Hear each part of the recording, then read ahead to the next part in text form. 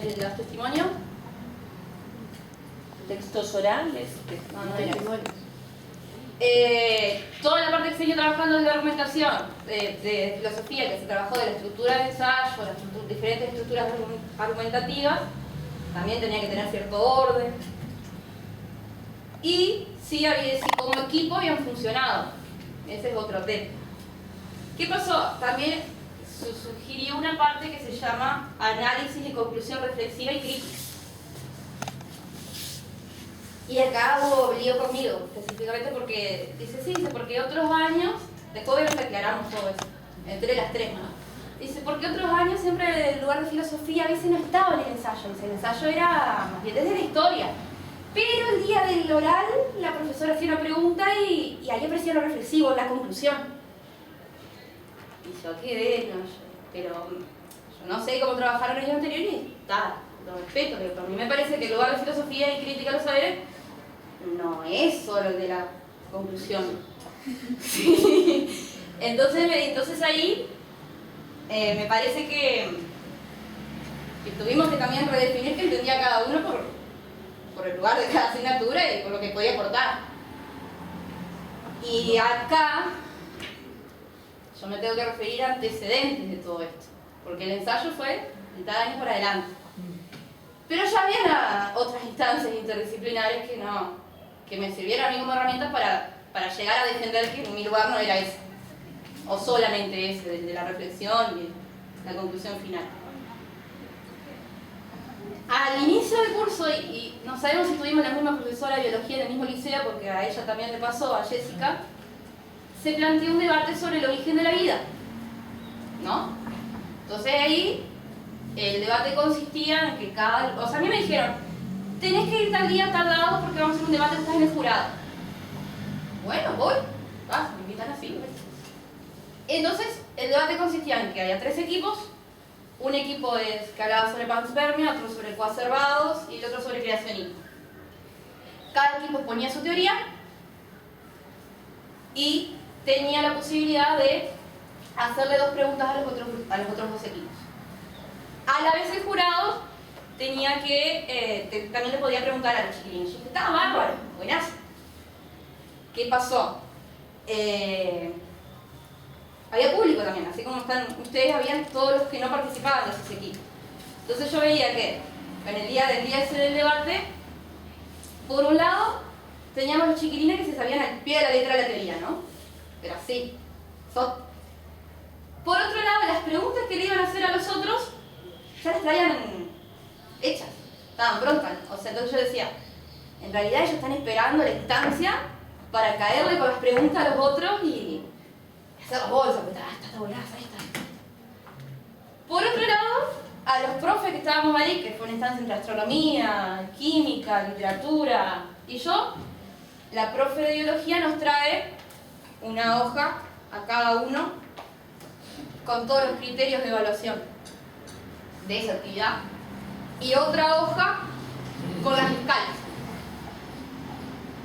Y yo participé de buena onda, ¿no? Pero era como que a mí no me cerraba, porque a ver, yo digo, bueno, si esto se podría hacer de otra forma más coordinada, ¿no? Donde los criterios que si el 11 y 12 para ella significaba que mayor contrarrestar a la otra propuesta, yo pensaba, y acá que se está privilegiando. Y por otro lado, veía que los chiquilines que estaban afuera, o sea, que no estaban participando en esta instancia de debate, era un aburrimiento en masa. Porque ellos ya habían trabajado las teorías de clase. Y que los que estaban acá adelante era la competición a ver quién llevaba la mejor maqueta o la mejor PowerPoint. Entonces, ¿yo qué hacía con eso si yo no había arrancado mi curso de crítica a los saberes? Agarré también un material de Innovar y empecé a plantear. Debe estar sentada acá también. Sí.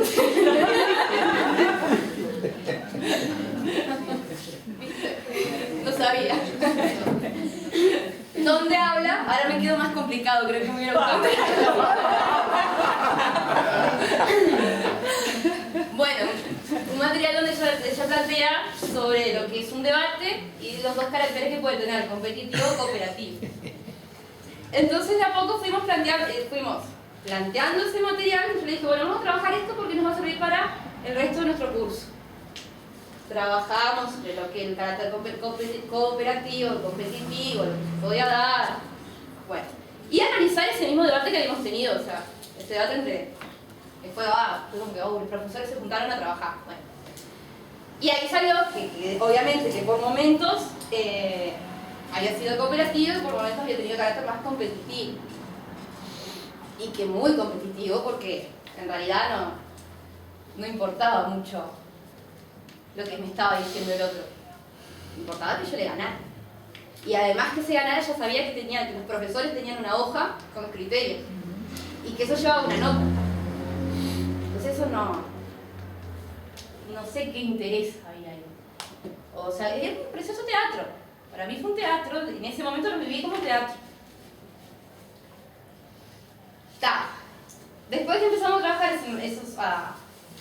a profundizar sobre el debate y todo lo que había pasado, salió la pregunta, ¿pero por qué usted nos dice que esto es de crítica de los saberes? Bien, perfecto, le digo. Entonces, surgieron preguntas como... eso fue, o sea, el problema fue ese, que me preguntaron qué tenía que ver esto del debate con crítica de los saberes.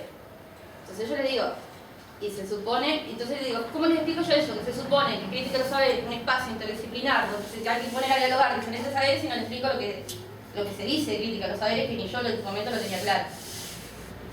Me fui al programa oficial de filosofía y me lo llevé a la clase. Y ahí lo empezamos a analizar.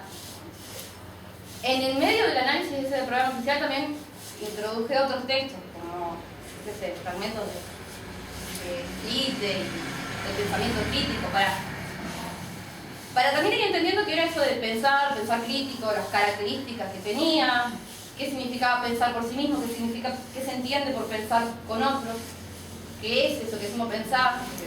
Se me abrió bruta discusión al decirles que el perro no piensa, y todos tenían mascota. O sea, a ver, ahí tuvimos que decir que tuvimos que trabajar, ver qué se entendía por pensar y qué no se entendía. Porque yo decía que el perro no pensaba. Y después llegamos que le dieron vuelta la cuestión. Y seguir avanzando en torno a lo que se planteaba para el espacio de crítica de los saberes. Cuando llegamos a que era un espacio interdisciplinar, ahí se logró entender por qué yo había tomado el debate ese para trabajar en crítica de los saberes. ¿Qué pasa? Ahí también dice, bueno, pero ¿cómo salió de los chiquilines, cómo vamos a poner a dialogar los diferentes saberes si ustedes no dialogan entre ustedes? ¿Sí? Digo, ¿y qué quiere decir? Que ustedes no trabajan interdisciplinariamente. Porque cada uno da, y un poco lo que planteaba Jessica, se ve diferentes cosas.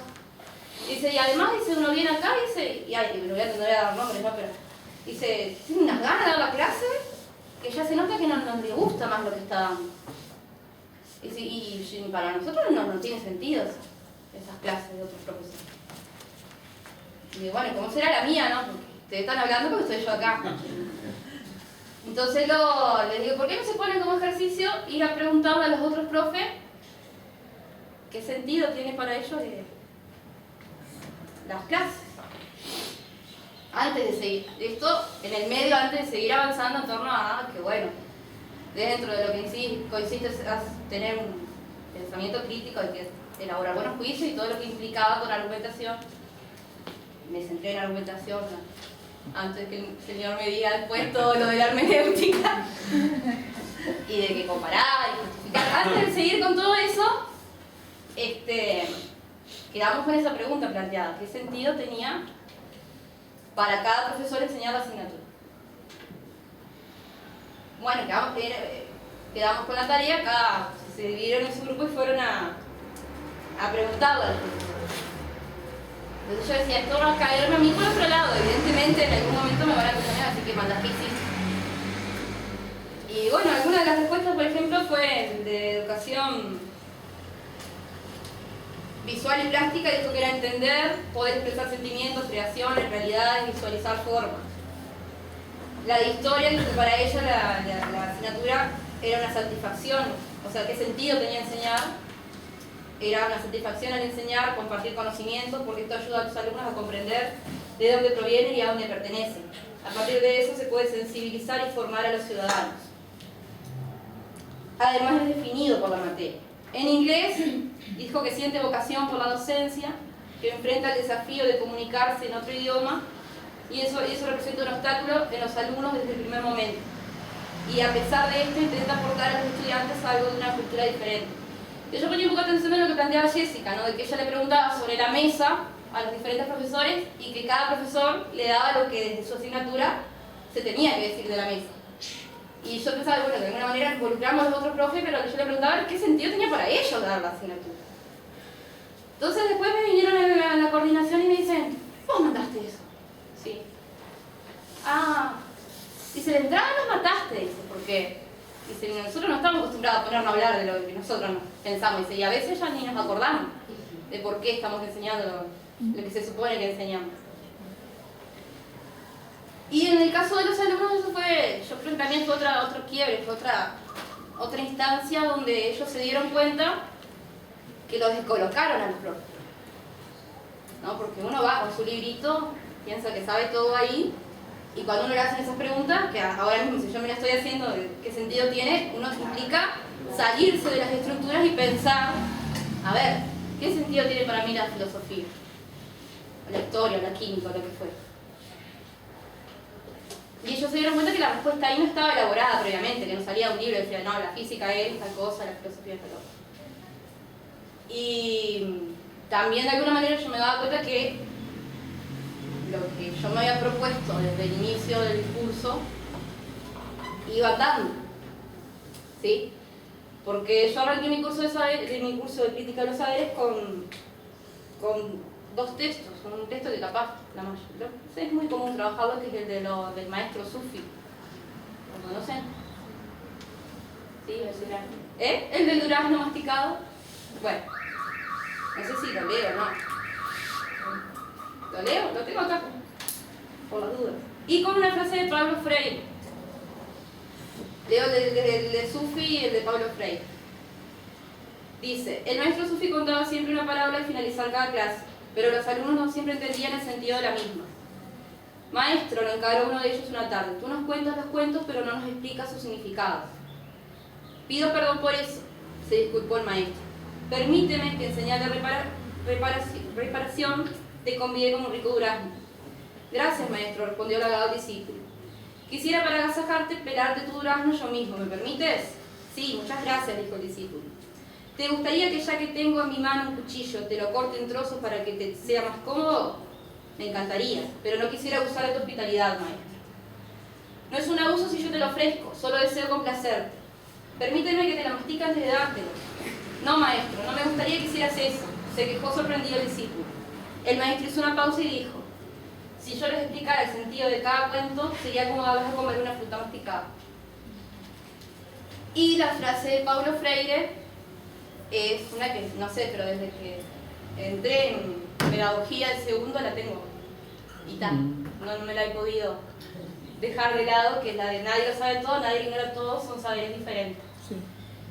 Entonces ahí ellos cuando ocurrió esa instancia donde descolocaron a los profesores, de alguna manera también lo humanizaron un poco, ¿no? De que ellos no sabían todo y que no sabían contestar esa respuesta, o sea, esa pregunta de qué sentido tenía la asignatura tan fácil. Entonces ahí empezaron a ver, bueno, capaz también en otras asignaturas se puede hacer esto de construir algo entre todos, ¿sí?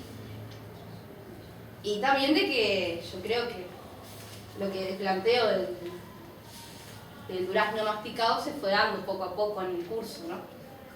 De que ellos vayan buscando. Con las herramientas que puede tener pueden faltar mil herramientas pueden faltar, pero al menos superficialmente yo pienso que se fue dando esa construcción. Y es una cosa, yo cuando tenía que venir acá, no sé si quería, yo pensaba traer mi programa. No, bueno, presento mi programa y digo cómo lo trabajé. Pero que eso y entonces, porque en realidad los 3 ejes que se proponen en crítica yo considero que los trabajé. No como yo me lo había planteado, o sea, yo planteé primer eje 1, no sé qué, los saberes, bueno, saber, definición, tal. Eje 2 había tomado memoria y verdad, pero memoria y verdad para otro lado. Y el eje 3 de argumentación. Y sin embargo, mirando de vuelta ese programa, se hizo parte de eso, pero no de esa forma. ¿Está?